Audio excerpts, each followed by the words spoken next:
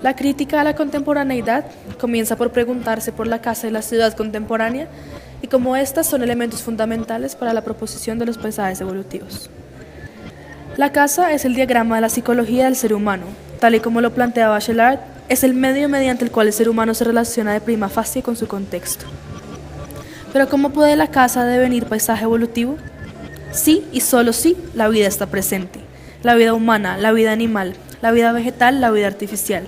Las diferentes formas de vida obrando conjuntamente a diferentes escalas, creando micro y macro universos en diferentes temporalidades, es la manera como la casa deviene paisaje evolutivo. Ahora bien, ¿y la ciudad, ese monstruo de concreto que nos acecha todos los días? La ciudad es la vida llamando del otro lado de la puerta. No se puede seguir imaginando la ciudad como la humanidad lo lleva haciendo durante más de 3 millones de años. La ciudad es una simultaneidad de capas cartográficas, históricas, edilicias, automovilísticas, humanas, naturales y ecológicas, en un híbrido visible e invisible, lleno de diferentes energías que corresponden a un tiempo no común.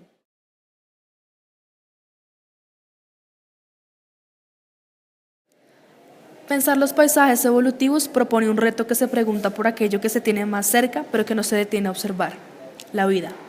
¿Qué es la vida? Si acudimos a la definición clásica, la vida es la fuerza o actividad esencial mediante la que obra el ser que la posee.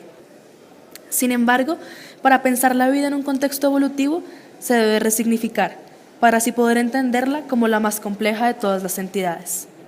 La esencia de un paisaje evolutivo radica en su tendencia a mantener la vida, a mantener esa fuerza esencial mediante la cual todos los seres obran.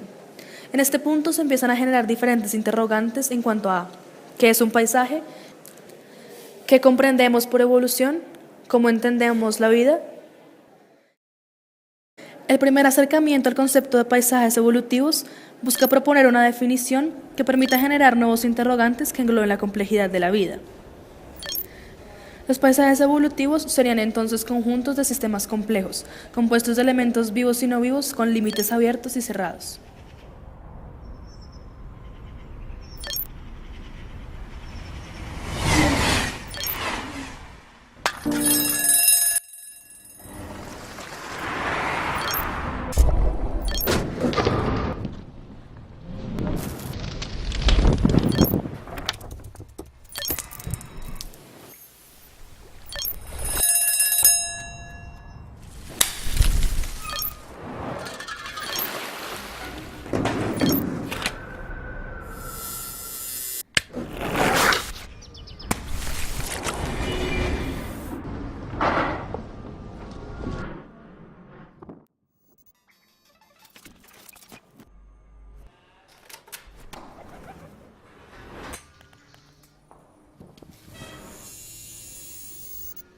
De nuevo surge la pregunta por la vida. Para entender el rol de esta en los paisajes evolutivos, se propone una crítica al pensamiento contemporáneo, el cual se ciñe a una visión categórica y clasificatoria que no está abierta a nuevas miradas y que, por definición, no permite ser pensada fuera del concepto del ser que se reafirma en significación de los atributos propios. Con esto, se quiere proponer que los elementos que componen un paisaje evolutivo no solo se definen a sí mismos por sus cualidades propias, sino que son las relaciones con otros elementos y con el contexto que los rodea lo que los define y les otorga la cualidad de estar vivos. Ahora bien, para pensar la vida hay que pensar la evolución como el desarrollo de la misma, el movimiento incesante en que ésta se mantiene, la esencia que la define. ¿Será la evolución tan lineal como se ha imaginado? ¿Será un cambio lineal y continuo entre Australopithecus, Homo erectus y Homo sapiens sapiens?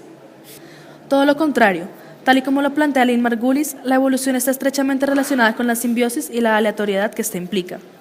La simbiosis, como una razón de cambio entre dos especies de diferentes organismos vivos, da por una relación de mutuo beneficio, el beneficio de uno solo o el perjuicio por parte del uno al otro.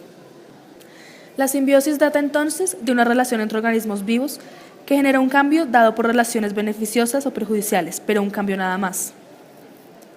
¿Pero quién determina si es perjuicio o beneficio? ¿Es posible determinar qué es beneficioso y qué es perjudicial? ¿Y para quién? Es aquí donde el concepto biológico de la simbiosis se queda corto en cuanto a la complejidad que engloban los paisajes evolutivos. Los paisajes evolutivos no serían evolutivos si las relaciones se vieran clasificadas como beneficiosas o perjudiciales.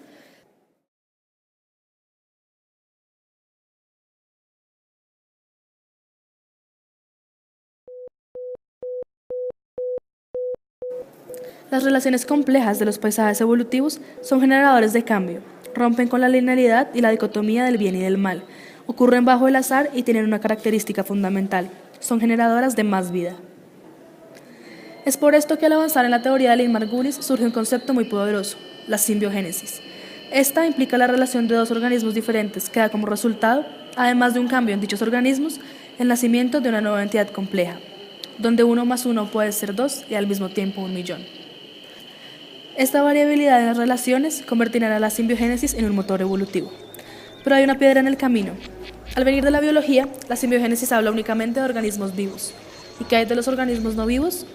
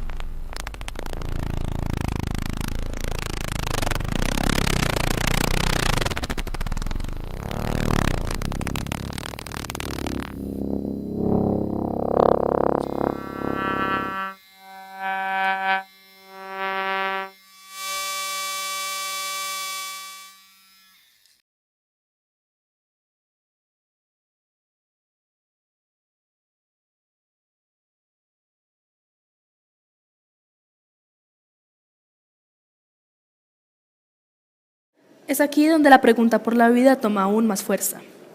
Y surge el interrogante más polémico de la propuesta conceptual: ¿qué está vivo y qué no? Tal y como lo plantean Lynn Margulis y su hijo Dorian Sagan en su libro Captando Genomas, la tendencia incesante de la vida a seguir su propio curso, a crear y expandirse, a ver las cosas según cierta interpretación, es la voluntad de poder.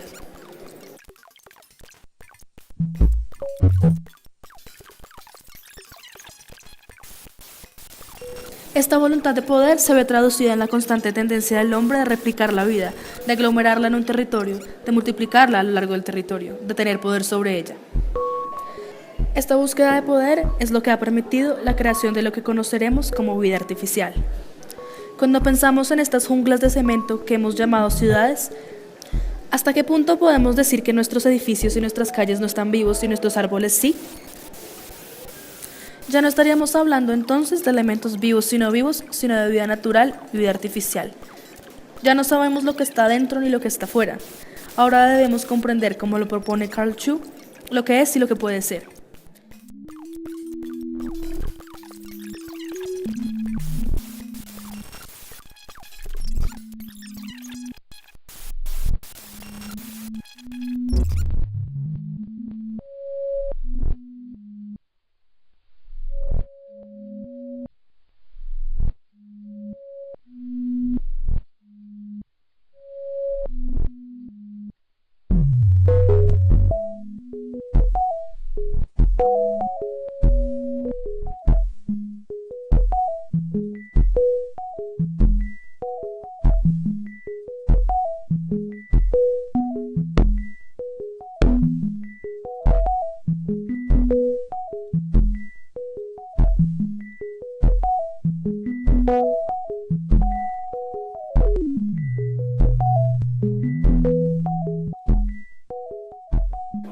Es aquí donde surge la metasimbiogénesis.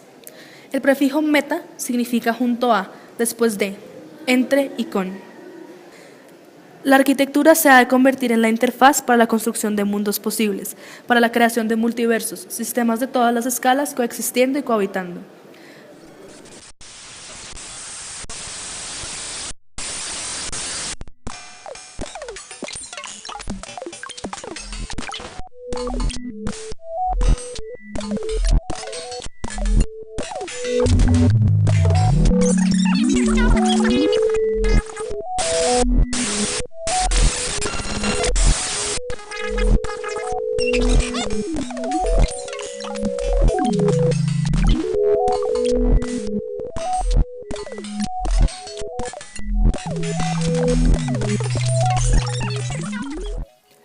Pero ¿bajo qué patrones se comporta el paisaje?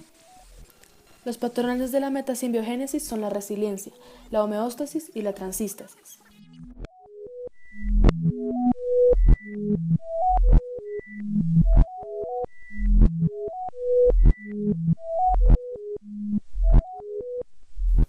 La resiliencia es la capacidad que tiene el sistema de volver a su estado original tras sufrir una perturbación.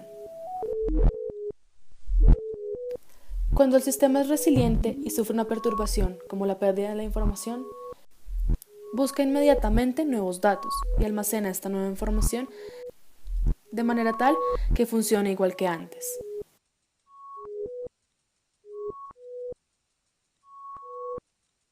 La homeostasis es un fenómeno de autorregulación mediante el cual el sistema reestructura su funcionamiento interno para así llegar a un nuevo equilibrio. Cuando el sistema es homeostático y hay una crisis energética, este busca nuevas fuentes de energía y estrategias termodinámicas, es decir, reestructura su funcionamiento interno para llegar a un nuevo equilibrio. La transístasis es la tendencia de la vida en el sistema a cambiarse a sí misma, acorde a la transformación de las circunstancias del entorno y de los elementos que la componen, siendo así más adaptable ante las infinitas perturbaciones posibles.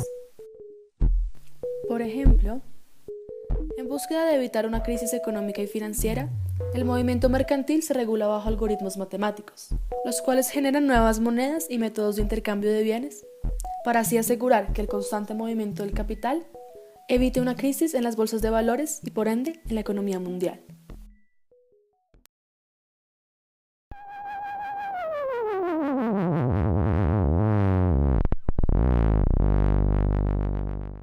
En una ciudad que deviene paisajes evolutivos a través de la metasimbiogénesis, los límites pierden su magnitud determinista. Los elementos que los componen están en potencia de ser transformados en relación los unos con los otros. Están unos junto a los unos después de los otros, unos con otros y unos entre otros.